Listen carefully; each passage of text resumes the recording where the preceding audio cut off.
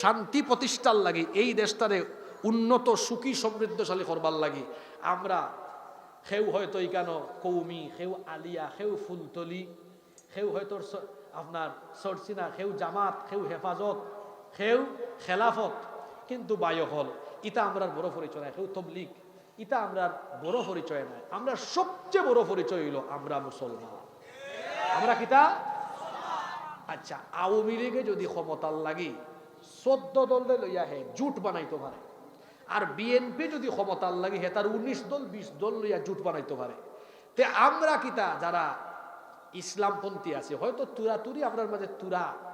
একটু সামান্য মত পার্থক্য আছে তে আমরা কিতা জামাত হেফাজত খেলাফত চরমুনাই আলিয়া কৌমি সারসিনা ফুলতলি বাংলাদেশের যত মসলক তরিকা আছে আমরা হকলরে আউকা হকলর বিবেকে একটা প্রশ্ন করি হৌকা সাইড সবাই সব তরিকার মানুষ আছেন আমি জানি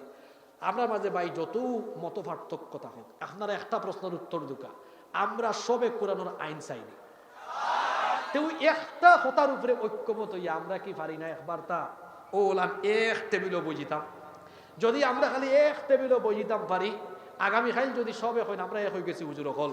আমরা ইসলামপন্থী হলে এক হয়ে গেছি 10টার সময় ঘোষণা আইলে 11টার সময় দেশের মানুষে কইবা আমরাও চোখ বন্ধ কইরা দেশের দায়িত্ব আপনার কাছে দিলাইলাম